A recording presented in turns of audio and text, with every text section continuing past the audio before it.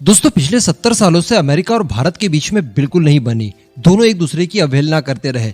इसका फायदा कहीं ना कहीं उठाया चाइना ने, क्योंकि चाइना भी भारत जैसा ही एक हाईली पॉपुलेटेड कंट्री है। यही एक कारण है कि इतने बड़े देश में बहुत सारी पोटेंशियल होती है दुनिया भर की रिक्वायरमेंट्स को पूरा करने के लिए। और इन रिक्वायरमेंट्स को पूरा करने के लिए जब आप प्रयास शुरू करते हैं तो उसका आउटपुट आपको इतना जबरदस्त मिलता है, जब सुपर पावर बनने के लिए पूरी काबिलियत आपके अंदर आ जाती है।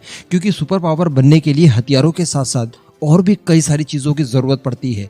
अभी आप रिसेंटली देखिए कि रशिया यूक्रेन वॉर में जब रशिया के ऊपर चाइना और यूरोपियन देशों ने एडिशनल सैंक्शंस लगाए, उसके बाद नुकसान इन्हीं देशों को ज्यादा हुआ। यानी सैंक्शंस लगाने वाला देश ज्यादा सफर कर रहा है बजाय रशिया के। कारण क्या था कि रशिया के पास एक ऐसी नेसेसरी चीज थी, यानी पेट्रोलियम, जो कि सबको जरूरत पड़ती है। और अगर उसी चीज के ऊपर आप सैंक्शंस लगा देंगे, उनको मार्केट में आने नहीं देंगे, तो आपका ही नुकसान है, क्योंकि कंज्यूमर आप भी हैं। ठीक यही चीजें होती थी चाइना के साथ। इस समय अगर चाइना ताइवान के ऊपर कोई जोरदार अटैक कर देता है तो मैं आपको लिख कर दे सकता हूं कि जितने अग्रेशन के साथ अमेरिका और वेस्टर्न कंट्रीज ने रशिया के ऊपर सैंक्शंस लगाए, चाइना के ऊपर नहीं लगा सकते। एक साथ दोनों देशों के ऊपर इतने बड़े बड़े सैंक्शंस अगर थोप दिए जाएंगे तो यकीनन दुनिया की अर्थव्यवस्था नीचे आकर गिर जाएगी, क्योंकि चाइना एक मैन्युफैक्चरिंग हब बन चुका है। इसके पीछे सबसे बड़ा हाथ अमेरिका का ही है। आज अमेरिका की भी मैक्सिमम रिक्वायरमेंट्स को पूरा करने के पीछे चाइना का हाथ है। कहने का मतलब चाइना ने अमेरिका जैसे देश को भी अपना आदी बना लिया है। वैसे तो पूरी दुनिया ही उसकी आदी बनी हुई है। हमारे हाथों में भी जो फोन है वो चाइनीज ही तो है। सोचिए अगर चाइनीज फोन भारत में बिकने बंद हो जाए तो हम करेंगे क्या? कहने का मतलब चाइना ने ये जो जाल बुना है उसमें वो पूरी तरह से कामयाब हो गया है। अगर इस जाल को कोई काट सकता है तो केवल भारत है, और अब भारत ने ऐसा करना शुरू कर दिया है। और सबसे पहली लहर इसकी देखने के लिए मिली अमेरिका में, और अमेरिका में भारत ने चाइना को दी है बहुत बुरी हार। इसका सबूत खुद अमेरिका की तरफ से दिया गया है। यही मैं आज आपको इस वीडियो में बताने वाला हूँ। आप बस वीडियो को एकदम एंड तक देखते हुए चैनल को सब्सक्राइब जरूर कर लीजिएगा। दरअसल बताया जा रहा है कि अमेरिका और भारत के बीच में 2021-22 में हुए द्विपक्षीय व्यापार के सारे रिकॉर्ड तोड़ दिए गए हैं। वाणिज्य मंत्रालय के अनुसार अमेरिका का भारत सबसे बड़ा व्यापारिक साझेदार है, और इसी मामले में भारत ने पीछे छोड़ा है चाइना को, क्योंकि ये स्थान किसी जमाने में चाइना का हुआ करता था। वाणिज्य मंत्रालय के द्वारा जारी किए गए आंकड़ों के अनुसार 2021-22 में अमेरिका और भारत के बीच में जो बायलैटरल बिजनेस हुआ है वो बढ़कर पहुंच गया है 119.42 अरब डॉलर तक।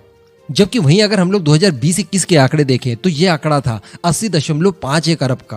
तो आप खुद ही देख पा रहे होंगे कि ये बढ़ोतरी बहुत जबरदस्त हुई है। 2021-22 के आंकड़ों के अनुसार भारत ने जो अमेरिका को निर्यात किया है, जो एक्सपोर्ट किया है, वो बढ़कर पहुंच गया है 76.11 अरब डॉलर तक। जबकि लास्ट फाइनेंशियल ईयर में यह आंकड़ा था 51.62 अरब डॉलर का। वहीं इस दौरान अमेरिका से जो भारत ने इम्पोर्ट किया है वो भी बढ़ा है, और ये बढ़कर पहुंच गया है 43.31 अरब डॉलर तक, जो कि पहले था 29 अरब डॉलर का। तो यहाँ पर भी डबल लगभग बढ़ोतरी हम लोग देख पा रहे हैं। तो अगर अमेरिका के साथ में ये जो व्यापार में बढ़ोतरी हो रही है तो यकीनन ये एक पॉजिटिव साइन है। इसी के साथ साथ हम लोग लगातार फ्री ट्रेड एग्रीमेंट करते जा रहे हैं दुनिया की बड़ी बड़ी शक्तियों से, जिसमें ऑस्ट्रेलिया है, अभी रिसेंटली मैंने आपको यूके के बारे में बताया, यूएई है, आने वाले समय में यूरोपियन यूनियन ले लीजिए। इन सभी के साथ जब भारत की फ्री ट्रेड एग्रीमेंट साइन हो जाएंगी, उसके बाद आप सोचिए कि भारत का व्यापारिक स्तर कहाँ तक पहुंच जाएगा।